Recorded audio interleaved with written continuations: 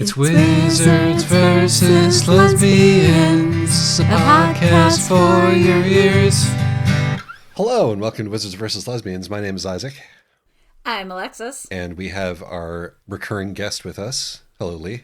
Hi, Isaac and Alexis. It's great to be back on Wizards versus Lesbians. That's mighty neighborly of you. I appreciate it. Today's bonus episode is about Travel Light by Naomi Mitchison. It may be the oldest single thing that we've covered so far. When was the year? Yeah, it's from the 50s. Like she was publishing as early as the 20s, but this one's actually fairly late in her publishing career. It's from 1952. Yes, that's still, I think, older by a wide margin than anything that we've covered so far. Absolutely. It is a bonus episode because it does not contain lesbians, but there are wizards about. There are wizards about, and it's not lesbian. Yeah, our main character isn't exactly heterosexual. I actually have a talking point about the social construct of lesbian in interwar Britain and Naomi Mitchison's lifestyle. When we get to that. Ooh. I'm going to just say that we're going to be slightly suspending the author is dead rule for this episode because this particular author is such a fascinating human being. Yes. And is also literally dead.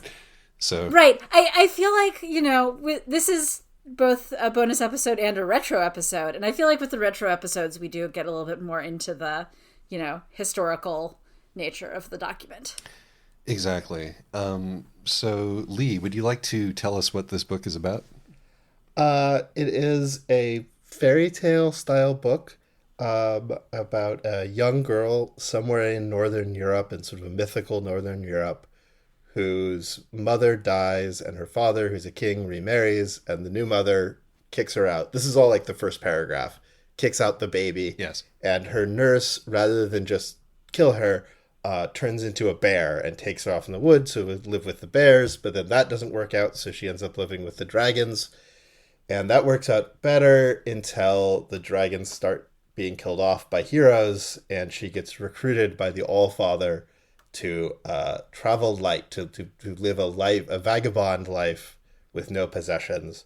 And from there, she sort of gets entangled with the politics of the Byzantine Empire and the Norse settlement of Eastern Europe. She sure does, and it comes as something of a surprise to the reader. It's sort of the Byzantine Empire sort of arrives as a jump scare in this narrative, which up until that point has been has seemed like mostly fairy tale. Well, sort of. I mean, it's fairly early on that she decides she's going to go to Micklegard, which is an old name for Constantinople. Yes, but nobody knows that that's an old name for Constantinople, surely. But you can Google it. I can't deny it. You absolutely could Google it. I would note, if you, like me, have played far too much Crusader Kings 2, you do know that Micklegard is an old name for Constantinople. Yes, also that. I stand corrected. But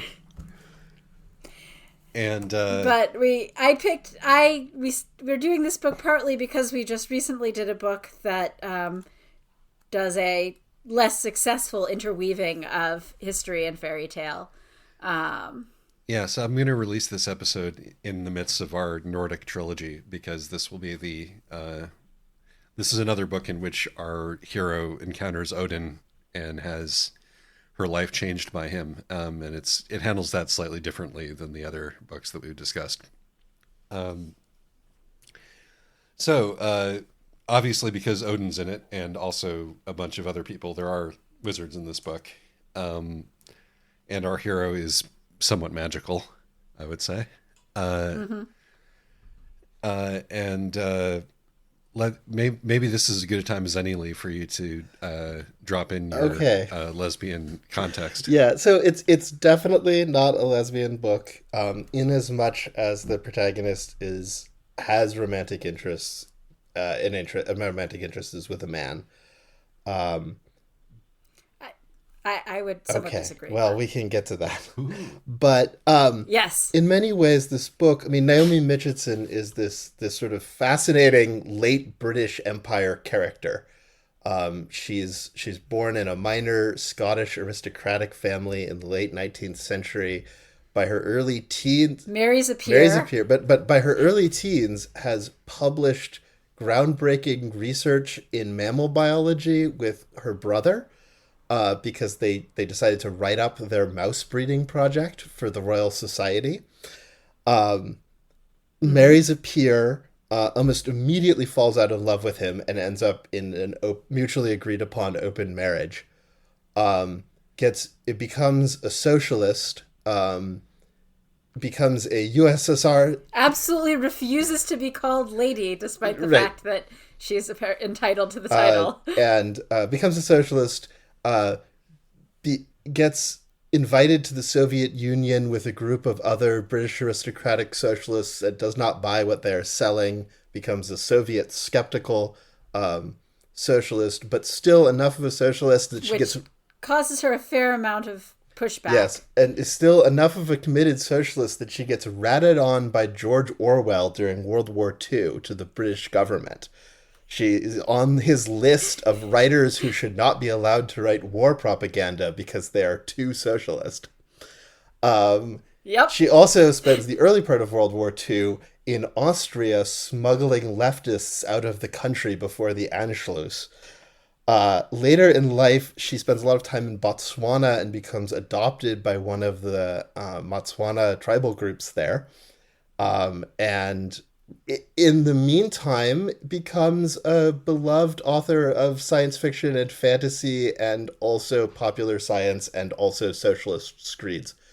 Or not screeds, tracts. Oh, yeah. Also she was an early member... And children's books. She was an early member of the Eugenics Society, but quit over their politics, and was one of the first promoters of birth control in the United Kingdom. As a theme which shows up in some of her adult science fiction. And she, and it's important to note, she was very heterosexual. When she was 90, she lived to 101. When she was 90, she was asked if she had any regrets. And she said, "Oh yes, all the men I didn't sleep with, just imagine." But she, particularly during the interwar period, her suffragist, socialist, pro-birth control, women leading an active life outside of their marriage, open marriage kind of politics and lifestyle, which this book is very connected to, would have been socially read as and labeled lesbian. The word lesbian did include women in romantic and sexual relationships with women, but it also included women in independent romantic and sexual relationships with men, which is obviously not what the word means anymore. But there is very much a degree to which this book is exploring what it means to be an independent human being as a woman. So at the time, it was more aligned with that. Yes, and I mean, she's also engaged with the queer science fiction world. I mean, she wrote science fiction stories that featured, homosexuality being extremely normalized and positively portrayed in utopian futures, and, romances with intersex people. And it's not like all the stuff necessarily holds up by today's politics, but she was very, she even, whatever her personal inclinations were, and she was pretty upfront about them, her writing was very much engaged in the lesbian science fiction world. So what I'm hearing here, and I've heard some of this before, but I think that you both did a very good job of laying out that narrative, is this is like 2.5 Mitford sisters rolled into one. Yes, and actually, I'm glad you brought up the Mitford sisters, because I wanted to. The Valkyrie in the book really has some stuff in common in her behavior and attitude with Unity Mitford, who was Hitler's not a girlfriend, which I would love to get into in the future. I do look forward to you discussing that later on. That's not the Mitford that I was expecting to come up here, but nonetheless. So let's just do content warnings and then jump into the spoiler zone. Well, I mean, if we didn't do why you should or shouldn't read, oh, that's true. No, why you should read it. It was written by this person. That's thing one. No, I mean, yeah, but also the author is dead, and why you should read this book is that it's good. It's this really sophisticated, beautiful interweaving of legend and myth and fairy tale and history, and it's short, and it is just full of interesting ideas and beautiful writing. It's it's a really good piece. It's definitely a sort of a lost classic, and I mean, it appears in This Is How You Lose the Time War as, the closest thing you'll ever have to a perfect book. Yeah, it is in many ways. Oh, she was also, we should also mention the author was also a friend of Tolkien's and read early drafts of The Lord of the Rings. Lee would like to mention that Travel Light is an equal and opposite reaction to the Once and Future King. That's the least interesting fact that we've shared about her. It's really more of an interesting fact about Tolkien than it's an interesting fact about her. Right, yeah, exactly. Exactly. I would say that also this book is even if you haven't heard of it, it is probably your favorite author's favorite book. A lot of very currently active, very renowned fantasy authors, particularly women, this is a very influential book on them, and it's interesting reading from that perspective. Indeed. Yeah, I can basically think of no reason not to read this book. You can read it in an hour, and then you should read it again because you have to keep chewing on it. There's a lot in here, and it is kind of a complete work. It's almost a poem, I would say. Yeah. Now, as far as content warnings go, there is a rape threat, and there's off-screen rape of other characters, and yes, rape as part of systematic government oppression, off-screen. Yeah. But the emotional impact of it is fairly explicit. It's off-screen, but it's not minimized. Yeah. Child abuse. Fair amount of child abuse. I mean, there's child abuse. Romantic interest in a character of ambiguous but quite young age. It is not really stated how old Hala is, but I don't get the feeling she's much older than 16 in most of the book. Yes, that is not specified. She is past puberty by the time that she enters the world of men, but that's pretty much all that we know about it. I guess also, but it's also like accurate historical context in which she would just have been considered to be a young woman. By the standards of the time. Both Norse paganism and institutional Christianity are portrayed positively and negatively. So if a critical portrayal of either of those things would bother you, then you should pull your pants up. Yeah, fair enough. All right. Okay, so that being said, there's not really much to spoil, but let's head on into the spoiler zone. And discuss. When I was an astronaut, I didn't take my boots. When I was a coal miner, I didn't know the news. When I was a record store, I didn't have the blues. The spoiler zone is just the zone for me. So I would argue that this part of why I'm saying this book is not lesbian is that the recurring, she has these recurring encounters with the Valkyrie, and who's, kind of the one constant in her life, and who she eventually runs off with after being completely uninterested in the, romantic, in the romantic approach of the otherwise hero of the book. Yes, I'd say that certainly there's some gender going on here. There's absolutely some gender going on. Hala is very annoyed that unicorns keep reading her as a virgin maiden, Oh yes, and I gotta say, the scene where the hero is the first of many awful heroes that she encounters, is about to rape her, and like the unicorns come to say goodbye. Yeah, it's just it's such a mordant joke right there. Right? Yeah, a real good one. I think that Naomi Mitchinson may have some opinions about virginity as a social construct. She has yes, I think so. I would say that's correct. Yeah, we should mention when we use the word hero that during her time being raised by dragons, Hala is sort of absorbs their negative view of what heroes are, i.e., people who go and kill dragons and steal their stuff, and I want to spend actually a good amount of time talking about the dragons, but yes. But none of the heroes, in quotes, that she meets later on do anything to change her negative opinion about heroes. So when we say hero, we generally mean like a dude who's willing to use violence to advance his place in the world. Yeah. This book is a very hero-critical book.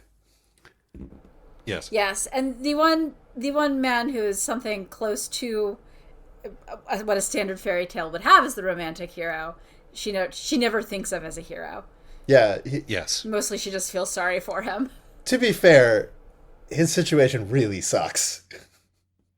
It does. No, I'm not saying that he does not deserve her pity.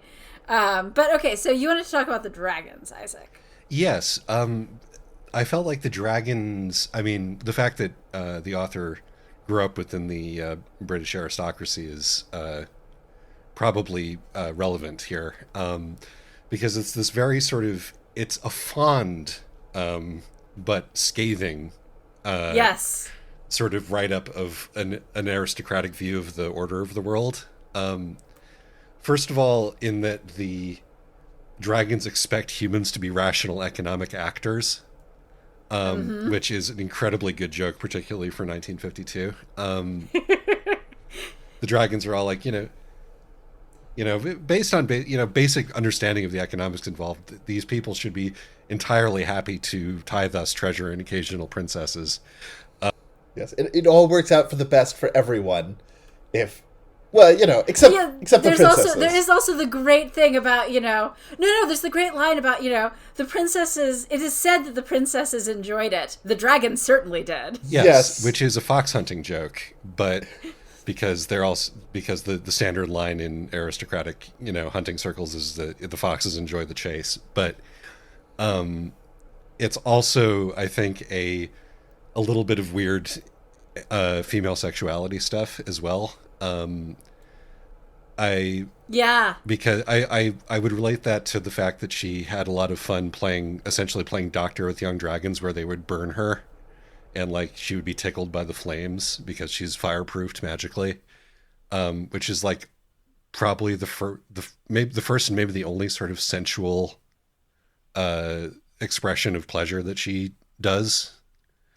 And so I think that's the kind of joke that can have a few different kinds of punchlines depending on how you feel about it. Yeah, no, I think absolutely, and I think it's working on multiple layers there, because there's like the dragons only ever talk about eating princesses, and they do, and you could certainly interpret the dragon's eating of princesses as a form of prima nocta. This is certainly in line with how I interpreted it as a child. I will not go into more detail about that. Oh, and and Hala dreams of, if I were a princess, wouldn't it be wonderful to be rescued by a dragon and safe from all, from men? Right. Which does eventually end up happening. Yeah. She, in fact, gets rescued from... And part of it's that when she first meets a hero, because you read this and you can go, well, okay, the dragons, you have some affection for the dragons because they're funny. But, even if they do make her take economics classes as a small child. And then they get... And then, and the dragon gets killed. Her first the young dragon gets killed by a hero, and then her dragon, her like adoptive dragon parent, gets killed by a hero. And then and suddenly it sort of steps out of this kind of dreamy fairy tale tone into she's been tied by her hair and the, quote unquote hero is about to come rape her. Yes. It's a jarring shift in tone. One of the things that this is going back a little bit to the sort of dreamy period where it's discussing the dragons and the relationships with the humans and the heroes, but in an abstract sense. One of the things that really struck me, so I think I last read this book when I was 12. I've read it many, many times as a child. And this is the first time reading as an adult. One of the things that really struck me is that her portrayal of the evolving relationship between dragons and humans and the ways in which humans are displacing dragons is Marxist. Like, it is very specifically a Marxist portrayal of history. It's stages of history. And the reason why the humans come into conflict with the dragons and start killing them and taking their treasure is because of the development of certain pieces of military technology which allow them to do that. And so it's very deeply... This is historical materialism. Yes, it's Marxist in this way that is like kind of very anachronistic now. Like, modern Marxism is not very into technological development as the engine of social change in the way that Marxism was when she was writing this and when she was very active. And it was very interesting to read that and go, oh yes, like there it is. And to a degree also it's Marxist of that era, and also the sort of Soviet skeptical Marxism, that what she is depicting is not the dragons are capitalists and the humans are the communists. It is that the dragons are the old hoarding emperors and the humans are the feudalists who are, distributing wealth among various noble groups, which is, of course, part of Marxist historical materialism, but is not a thing people focus on these days. Yes, and then we get to the later period of history where heroes stop sharing their wealth, which heroes sharing their wealth in that feudal system is a moral affront to the dragons. But we are sort of entering into, by the time that she gets to Constantinople, we're starting to enter into a sort of post-feudal imperial system. Imperial system of massive concentration of wealth, and humans therefore becoming more dragon-like. And the fact that she initially assumes that the Holy Roman Emperor has to be a dragon because of his place in society is and his massively hoarded wealth. Yes, is a fun joke. And the fact that this assumption of hers basically is a useful and functional assumption in navigating Constantinople with these men from a complete backwater, and they're going along with everything she says, and even though she's talking about as if the emperor were a dragon, all the decisions that she makes assuming that the emperor is a dragon end up being correct decisions. Yeah, I should point out that even though like all of these ideas are very present, like one of the things that this book is really that makes this book great is that you don't have to engage with any of this, as you can read it like it's a 12-year-old and I think get a very satisfying fable out of it. Yes. But it's a book. It's a book written from like a full cultural perspective. Like, no ideas are being sort of held back or elided, as the narrative goes, but they don't overwhelm and you don't have to understand them to enjoy or to understand what's being said. Yeah, and it's not polemical in the usual ways. I think the first time that I had this book read to me, I was about 4. So I think that's probably close to the floor of age, but it's really, and it's a great book at that age. I completely forgot all of the Constantinople stuff. I just remembered the bears, the dragons, and the talking to animals. And that is, I want to talk a little bit about the talking to animals, because I really think the portrayal, so Hala, the protagonist, learns to speak bear because she's raised by bears, and then she learns to speak dragon, and it kind of turns out that dragon is an animal lingua franca that like she can also speak all human languages. She just sort of gets the ability to speak to anyone. But the portrayal of the animals is very interesting to me. It's very sensitive to sort of, and this makes sense. I mean, she was doing mouse and rat biology breeding projects as a teenager, right? So she's very aware of animal social structures. But the way that all the animals are written is very attuned to their biology and social behavior. And so, the rats, Hala remarks several times that the rats are the animals which are most like humans, which is true in terms of social structure. Like rats have a very, very human-like social structures. And then, the portrayal of the bears and their ultimate conflict with her that means that they can't raise her being that she can't hibernate and they have to, and things like that. I just thought it was very interesting and extremely well done. It's also very modern. It's a very sort of post-religious way of thinking about what animals are and the commonality between humans and animals. But yeah, no, they don't exist to like help her, in this. They don't exist to help her. I mean, they also definitely work on a metaphorical level where part of what makes Hala so powerful, even after she loses her ability to do magic, the fact that she is polite to the rats, and asks the horses, what do you actually want? But this is what saves her in several circumstances. So, I mean, they don't exist just to be sort of magical, helpful companions. They do exist to sort of demonstrate a worldview of, hey, maybe you should be nice to the teeming, downtrodden masses. Although, the way this book portrays slaves definitely jumped out at me this time I read it. The animals are very well portrayed, the poor people are very well portrayed, but the slaves are, like, very dejected and often portrayed as sort of deserving it. Or, like, well, if they were better, they'd be free. And that I didn't is really interesting to me. I don't know if I got that at all.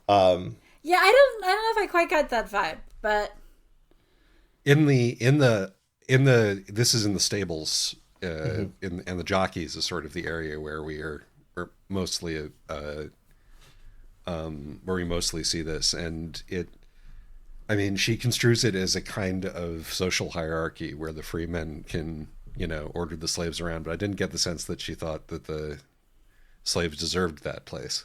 Well, in particular, there's the thing where they take the groom who the horses don't like because he smells weird, and they, have him beaten and cast out, and everybody's happy about this except for Hala, who's actually made very uncomfortable by this. That's fair that Hala is made uncomfortable by it. I guess the description of the politics of the stables where they keep the jockeys who are slaves keep poisoning each other and then get punished for it. And you would think that they would know better than to do that, but they did it anyway. It seems very like... Well, but no, the jockeys, some of the jockeys are also free men, and they're also poisoning each other and getting punished for it. Yeah, they don't make a distinction in terms of their behavior. Because part of what Hala does to, get the horses to win races for her is that she talks to, the best horse in the stable who's like, why do they keep feeding me weird things? Yes. And that's done by by his jockey, who's a freeman. Yeah. I mean, I think you're right. This book really flinches away from slave, with the exception of this one moment where a guy is publicly beaten and cast out solely for smelling kind of weird, and so the horses don't like him. The book really does flinch away from most of the slavery. Here's the paragraph that I was thinking of. I'm just going to read it out. The racing stables were big yards with stalls off them. The grooms slept with the horses. The charioteers, who were mostly little men with quick tempers, lived in the upper rooms. They quarreled and sulked and sometimes poisoned one another out of jealousy. If this was found out, the one who had done it had his head held down and on the shoeing anvil and his brains knocked out with a hammer. They were mostly slaves, but they went on doing it all the same. So the mostly slaves is meant to indicate why this punishment was deemed to be sort of as acceptable as destroying an animal, I suppose. See, yeah, I read it more as a comment on the casual way that the slaves were being treated. because there's so many of these sort of slightly tongue-in-cheek asides. I guess that's true, but it seemed to me very much like there is no slave gets as sympathetic a read as the horses, or as the oppressed freemen. Right. No, slaves basically don't get any chance to, get a name or a word, a line of dialogue at all, pretty much. And that's why I think it does flinch away from slavery, but I don't think that it's endorsing it as a system. I wasn't trying to say it was endorsing it. I was trying to say that it seemed very condescending to the slaves when it portrays the slaves, which is different. Yes. Which is No, different than endorsing it. I thought true. that felt very much to me like a late British Empire thing. Like, she knows that slavery is bad, but also, I see what you mean.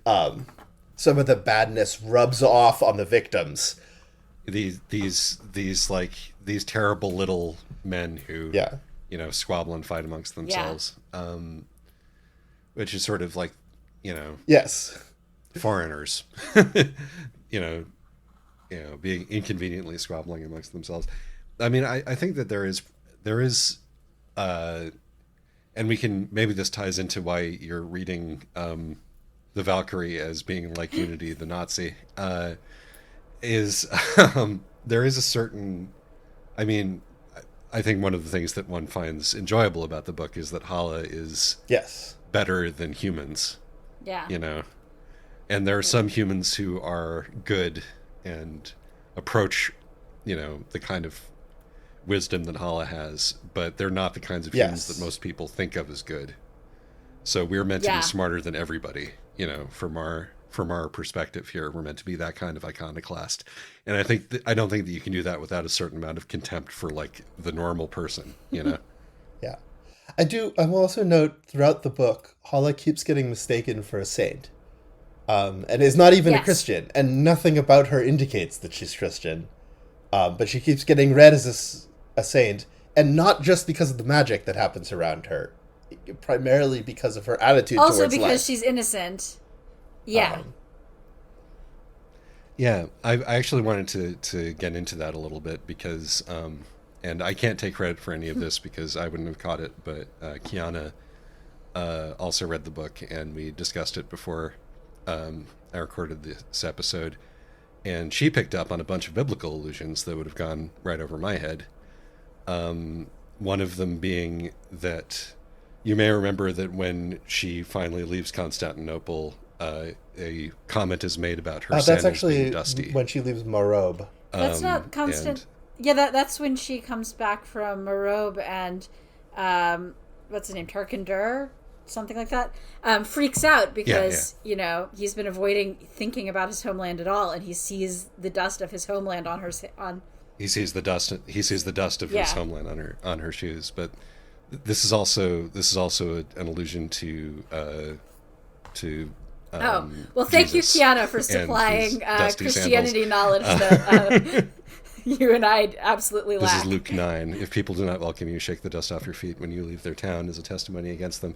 And also her ability to speak in all human languages is apostolic, is sort of coded with that sort of saintliness, which would be maybe a reason why people who come from a Christian tradition, noting that she can speak all languages, would immediately think that she was a saint of some kind.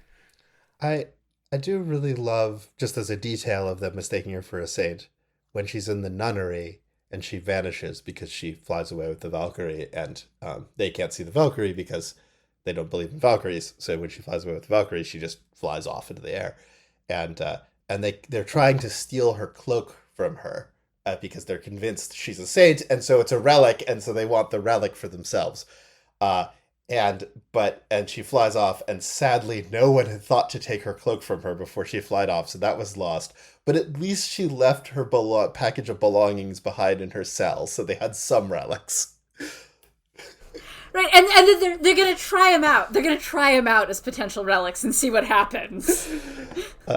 Which is such a wonderful detail that I loved. What is your favorite biblical relic? Mine would have to be the Holy Sponge. It's in several cathedrals, more like basilicas, and it's brown. And as you say, there's a definite distinction made between Christ and the Christian Church. Yes. Yes. And also the practice of simple Christianity, like the Christianity that the men of Meroe practice and believe in very strongly, that is shattered by going to Constantinople and understanding that actually this is political and it involves corruption and factions and so on and so forth. But it's very sympathetic to that Christianity. Yeah. And the whole, sort of theme of the book, which is, give up your belongings, travel light, and give up your attachments. That's very Christ, original recipe Christ. Yes, and also the portrayal of Odin is very ambiguously, like, there are no other Norse gods, and his attitude is it's either Christ or God the Father. It's there's very clearly a relationship being drawn there. Yeah, I mean, and it's I think that she even at one point just notes that, like, the leader, the good, there's heroes on the one hand, which are the bad kind of leaders, and then there's people like Odin, Christ, and the old corn kings of Merob, who went among their people and, like, tried to help, and we're not rich. There's an interesting thing about that, which is that this book, which I did not realize when I read it as a child, is actually a sequel. Sort of. There's an adult fantasy novel that she wrote I think was published in the 30s, called, it's not necessary to read the previous book, but it's called The Corn King and the Spring Queen, which is about Merob, which is a city of sedentarized Scythians in what is now called Crimea, and it's in somewhere around 1000 BC, and it's sort of about the Hellenization process of Merob. And then here we see, and we can tell by the names, these are the descendants of the characters. Right, you can also tell because they keep telling Tarkin that he's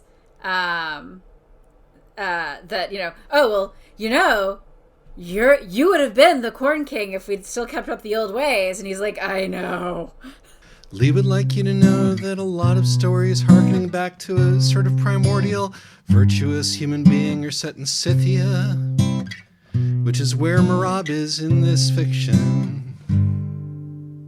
This became a lot less popular after the 1940s for some reason, who knows.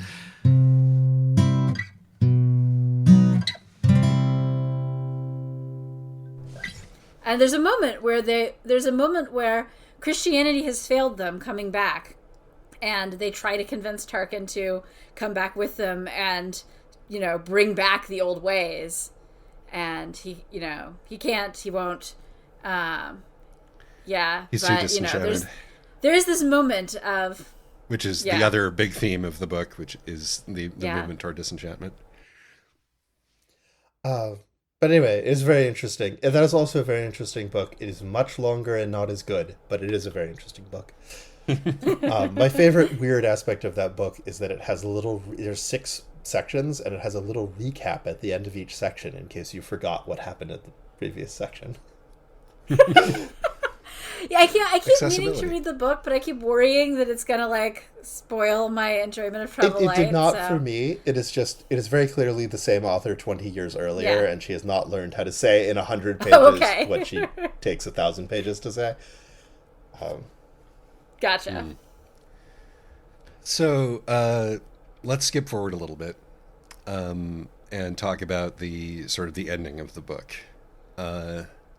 Yes, where we come back full circle to tie up the ends of the fairy tale and disappear back into myth. Yes, and I think that it's it's interesting because, like, when you have a fairy tale in which you're trying to leave your baby out in the woods to die, or otherwise kill the baby off, generally what happens is that the baby comes back and kills you, in one way or another, whether Right. it's Oedipus or any number of other things. But and by the rules of that story, you would expect to happen. And in fact, when she meets the descendants of the people who were her family, at the end of the book, they expect her to wreak some sort of supernatural revenge on her as a result, because Well, they don't recognize but her. they think they've been that cursed. They think that this is Yeah. right. They think they've been cursed for these actions, and that all the things that have been happening up until now, with culminating in this raid and the fire, are all part of the curse. And Hala comes and brings the guy who kills the raider and goes into the flaming building, rescues the old man, and then informs them that what if the baby didn't die? What if the baby had all, was adopted by bears and then dragons and had all these adventures? And they're like, well, that's not how the story goes. Yeah, no, she says, like he says that's not how the story goes. And she says, forget the story, which I think is the moral of the story. Yes. And so, but so she's coming in and she's breaking their curse on multiple levels.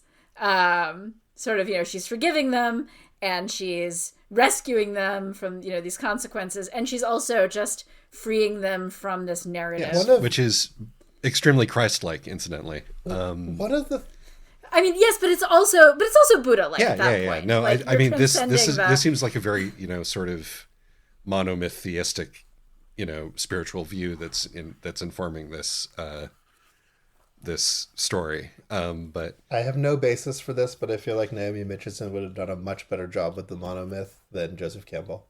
Wish she had. Oh yeah. Anyway. I mean, that's a low bar. All my homies hate Joseph Campbell. Fuck Joseph Campbell. One of the things I found really interesting about that full circle, though, is that they don't even really feel guilty about it. Like, their guilt is not. There's no guilt, and there's no guilt. There's some guilt, but there's no recompense. Like the old man even says, so many worse things happen every day. Why is this one child from hundreds of years ago still haunting us? And I think that's just really interesting, because that's not, you see this sort of thing all the time in fairy tales and in myths, but the guy has a point. Like, terrible things are constantly happening. Well, and the book has made that point pretty effectively, because it's sort of you get to tour a bunch of terrible things happening. Well, I mean, I think that this is a powerful thing to say about, like, the family curse. Because, like, it doesn't even matter what happened. Everybody's dead. What the thing that matters is that why it's important is that it was your family, and the sin, as it were, the dysfunctionality is passed down through your family, and it affects you. Even though you had nothing to do with it. I will note in the resolution, albeit there is sort of this resolution, but it includes the end of the male line. Like that, all of his sons are dead, and he marries his daughter off to this other guy, and he's clearly going to take over the role of paterfamilias. That really struck me as interesting, given how careful this book is about gender. I can't imagine that that's an accident. No, I think you're right. Yeah. I think it's worth sort of thinking about the way that The Last Unicorn thinks about hereditary curses, and comparing it to this one, and sort of the different times that they were written and the different levels of sort of optimism afoot based on the times in which they were written. The 50s versus the 60s. Well, but also different generations of writers. Peter Beagle was a young writer just getting started when he wrote The Last Unicorn, and Naomi Mitchison had a fairly illustrious career before she wrote Travel Light. She was already in her 60s. Yes, also Naomi Mitchison was, British, landed aristocracy, and Peter Beagle is an American Jew. So Indeed. There is a definite, well, the very best thing that you can do is to shrug off all of your family sort of connections and inheritances and become like an absolutely free actor upon the world. That's an easier thing to say if you happen to be if you happen to be rich you happen to have the inheritances to cast off, and you have been educated, and the British Empire is not yet dissolved. I think that is right. This and this was published like 5 years. You can wander around the ago. globe with your English passport, and be welcomed just about anywhere outside the Iron Curtain. Is it easier to be Christ-like if you come from Rome, when what you have to give away is a comfortable home? Or if you come from nothing, is it easier to forswear the world? Does it mean more or less when you've got a choice, or is an easier choice to make? If you're not coming from privation, if you're fasting on a full stomach. I don't have an answer for this. We will note actually about that line, at least my edition of the book ends with Marseille-Peshawar 1951, which is the last time in the world that could, I mean, it's just a very notable late British Empire moment. Very much so. Yeah. Yeah, no, there's just to transform this completely into a left-wing podcast, there's a certain element of hauntology afoot here, because it is sort of an echo of a worldview which stopped being possible very quickly after this was written. Well, and in many ways, I think it is her coming to terms with the dissolution of the British Empire. Like, there's a degree to which it is a message, a psychological message to British people about, like, what is our new place in the world, and maybe that it's good that we're no longer at the hub of this enormous oppressive empire. Right, because I mean, partly because, you know, this book, among other things, posits that empires are bad and corrupt and evil, but also that this is a book about, you know, forgetting the story, and dealing with the dissolution of one's empire is very much also about losing a story. Yes, they didn't manage that, which is one reason why they're in the state that they're currently in. But yeah. I mean, some of them did and some of them didn't, but the majority did not. Well, unfortunately, it's not even the majority that did not. It's that the dragons didn't, and they're still clinging on. But this is definitely a book that's very skeptical of national myth. Very much so, yes. It romanticizes it while also being skeptical But I found that really interesting. So I remember when I read this as a child, her going off with the Valkyries at the end felt very positive and freeing.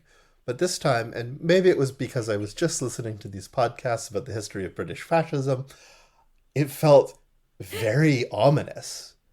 Like, now is the time for you to explain to me why Lady Mitford. Yes! Right. So the way that the Valkyrie is portrayed is she's deeply invested in serving this violent Germanic mythos, in gathering up these absolutely awful, violent, cruel men, and appeasing them because they will be useful later to fight a war with.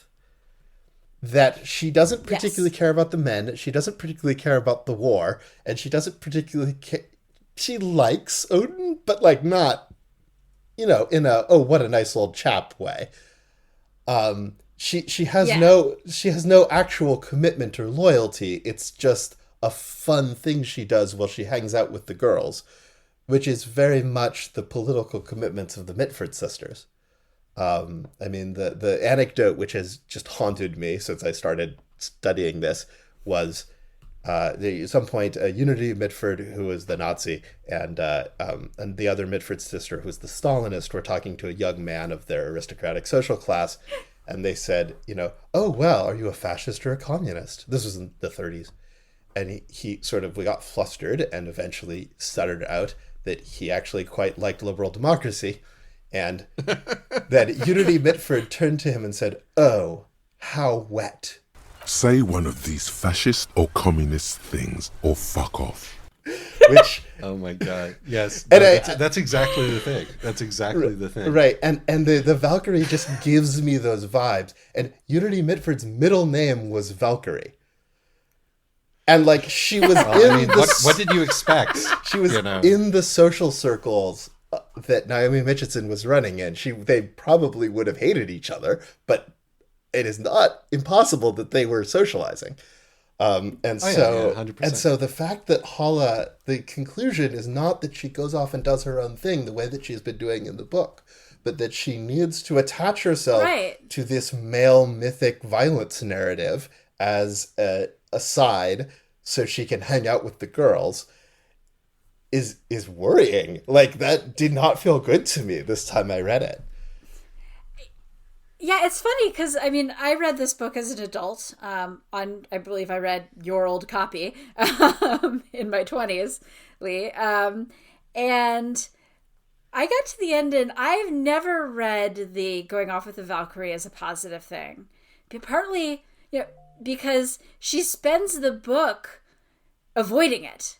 Yes. She spends the book struggling against it and trying not to, because, she hates heroes, and she also spends all this time trying to, after she starts traveling, she spends this time really, trying not to sort of touch, travel light. And she lets her cloak go for this horse, but a horse is not really traveling light. And she gives up her independence, and she gives up her sort of drifting in between narrative forms and realities to adhere to one. And so even from the beginning, from my first read, again, though, as an adult, it seemed a very sad ending to me. Yeah, no, I think you're right there. And I think that like a lot of that is just, all right, so you've come to your personal liberation. You've done the grand tour. You've traveled around, and at the end of it, you have been, proposed to by a handsome man with a warrior spirit, and you have decided that, and a tragic past, just to seal the deal. You've been proposed to by a hunk, and you have decided that that's not the way that you're going to go. Okay, now you look up and you're a woman aging out of your 20s in 1950s Britain, in wherever, in, what are your options? What kind of life can you have in the world at this point?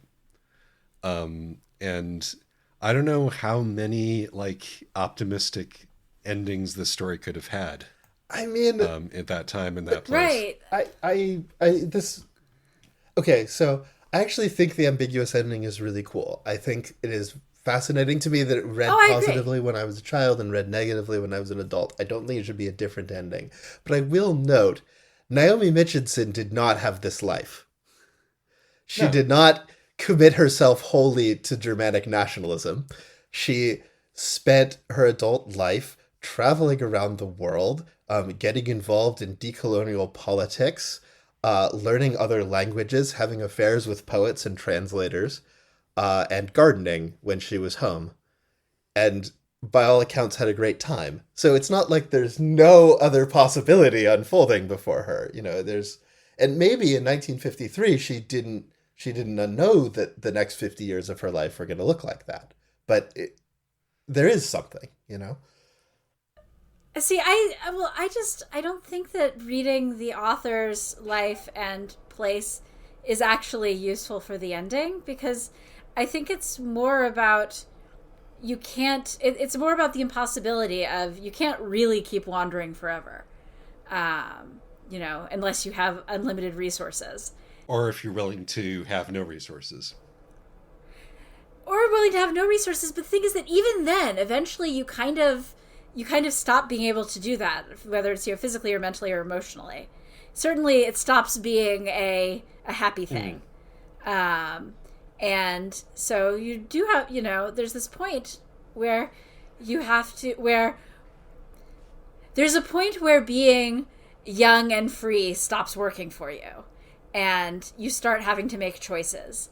And, you know, to some degree, she makes in some ways one of the least bad choices presented. She's explored all of these options, and, you know, the Valkyrie at least is friendly and is willing to help her out in a pinch.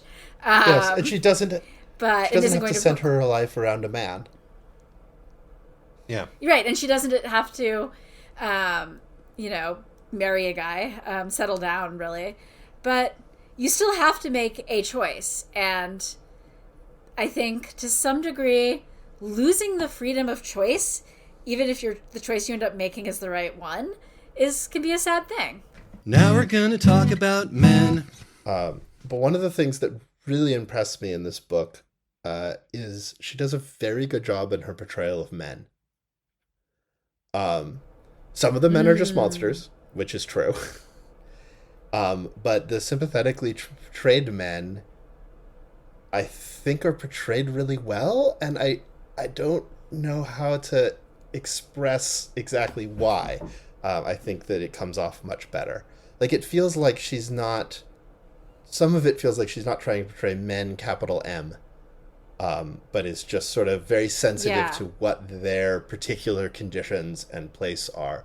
But also, she has them do stupid things because of their feelings about women. Because, you know, like when Tarkin Dur decides he's going to marry Hala, that's obviously dumb, right? Right. But then, or for. It doesn't even ask her. Just right, they're going to get married. You know, he's going to build a house, and they're going to get married. And similarly, some of the way that the older men in his group treat Hala sort of as a daughter, as a surrogate daughter, are a little foolish, because she's actually a numinous being. But Tarkin Dur, unlike in so many books where a foolish man believes he's going to get married to a numinous being because she happens to be in the form of a hot woman. Or, we don't know if Hala's hot or not. She happens to be a form of a young woman that he's interested in. Tarkin Dur gets to realize on his own that he was wrong to do that, and that was sacrilegious. That Hala is well beyond being a wife, and that trying to make her one was not just a bad because he didn't ask her, but also bad because it's hubristic, and it's what's the word I'm trying to there's a word for making something not sacred anymore, but I can't remember what it is. Desacralizing. Yeah. It turns out they meant desecrating. And being the fact that this is a very gendered book, and a lot of it is about sort of what is the role of women in the world after liberation, which was a very new topic and obviously very concerning for the author. But the fact that, unlike many books in that genre, she's willing to let men realize things on their own terms is really notable to me. Yeah. I mean, from a male standpoint, because I think that certainly a couple of the books that we read in that this is going to come out near are more or less misandrist. It is sometimes helpful to have a book like this written by a woman who just regrets not having slept with more of us, you know. She clearly has some affection for men, you know. Yes. Yeah. And you know, we occasionally deserve affection, yes, alongside a certain degree of opprobrium. Yes, well, and also don't be a fucking hero. Just don't do it. Yes, don't raise your children to be heroes. Yeah. Et cetera, et cetera. Heroes ain't easy to love and they're harder to hold. They'll slaughter your family and take all your diamonds and gold. Bombs and machine guns and paychecks from Blackwater cash in a place far away. If you're a man, don't want to die young, you might as well just be gay. Mamas, don't let your babies grow up to be heroes, but also don't raise them as self-hating men. Then we'll just do this all over again. Mamas, don't let your babies grow up to be heroes. They'll never stay home and they're always alone, even with someone they love. Heroes are almost their own gender in this book. Yeah, there's that, yeah. Yes. And which allows this not to be a story about capital M Yes. men. Well, in a way, the heroes are the capital N men. They're the patriarchy. And then there Right. are also... But the thing is that they're usually referred to as heroes, not as men. Yeah. She also suggests that there are fewer and fewer of them, which is extremely optimistic. Oh, God. If only. Well, we're actually getting up to around around our usual ending time here. Do we have any final thoughts? Yes, I actually want to bring us full circle. One of the back to the beginning, as is appropriate. One of the things that I thought was really interesting is that her nurse has the ability to turn into a bear and turns into a bear so that she can rescue this child, but isn't going to turn back human. Like, her devotion to this child only goes so far. And I really enjoy that because it's one of those fairy tale things that doesn't have to make sense. Yes, I really like that. There's a character in The Sandman who escapes his curse by becoming a bear, and it's strongly implied that he's just going to be a bear for a really long time, because the thing about being a bear is that you don't remember that you're a person. Well, Right, but the thing is that the nurse dies. she just is... Well, less and less, I think. Well, but the portrayal of the book, to my recollection of the portrayal in the book, is that it's less that she can't remember that she was a human, and she is less and less willing. The longer she spends as a bear, the less and less willing she is to put up with the bullshit of being a human. I mean, who among us would do otherwise? Let's be honest. Right. Because, we know that she can switch back and forth because it says, now this nurse was from Finnmark and, like many another from thereabouts, was apt to take on the shape of an animal from time to time. I do really love that the reason she can turn into a bear is because she's from Finnmark, which is a real place. And Yes. if someone came up to me and was like, oh, they did a research, they finally did a double-blind study on it. Turns out people from Finnmark can just turn into animals. I would be like, yeah, that checks out. It's very, very, very northern coastal Norway. It's where Finnmark is.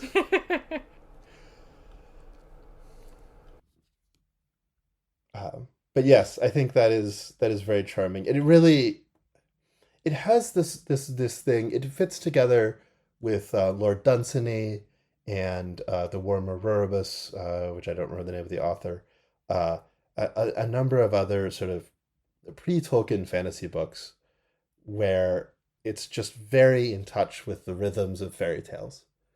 And I really love it for that, because... Yeah. I obviously, in my own writing, I spent a lot of time trying to do that. And actually, it occurred to me when I was reading this that one of the stories that I wrote, The Bear Prince, is my retelling of the first chapter of this book. We'll link to it when we post the episode. And so it's very different. It goes in a very different direction, but it is. Part of why it stands out to me is that it's something that I think I would like to see more of in contemporary stories, is less pressure to have everything make sense, and sometimes to have things be it doesn't matter because that's the way the fairy tale is shaped. Yeah, I think that we've said that many a time, and it has not gotten any less true. Which is why Valhalla is more successful than the Valkyrie. And with that, I think that I'll play us out with a folk song that this book reminded me of.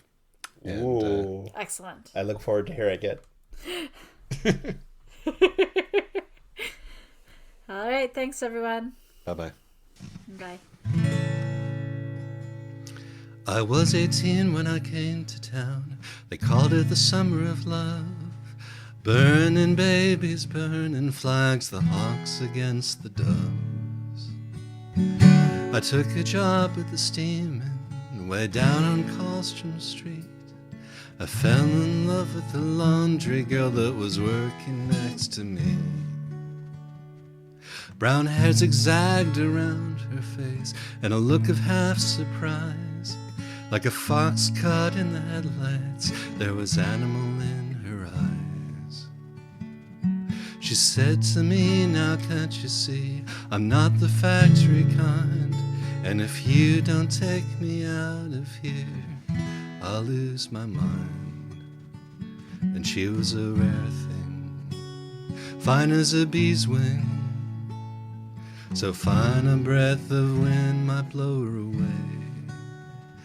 She was a lost child, she was running wild. She said, so long as there's no price on love, I'll stay. You wouldn't want me any other way.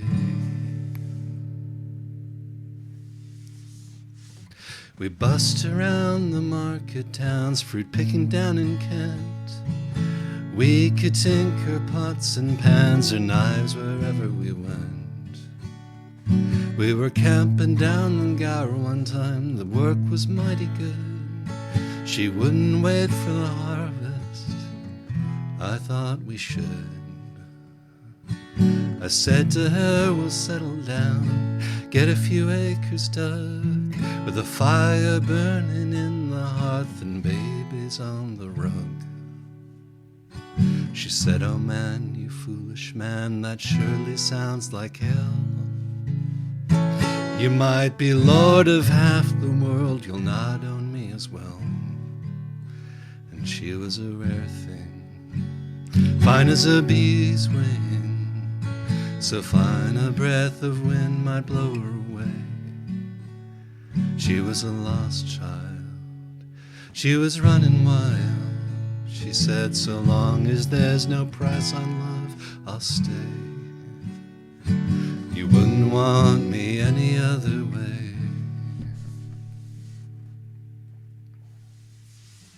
We were drinking more in those days, our tempers reached a pitch, and like a fool I let her run when she took the rambling itch.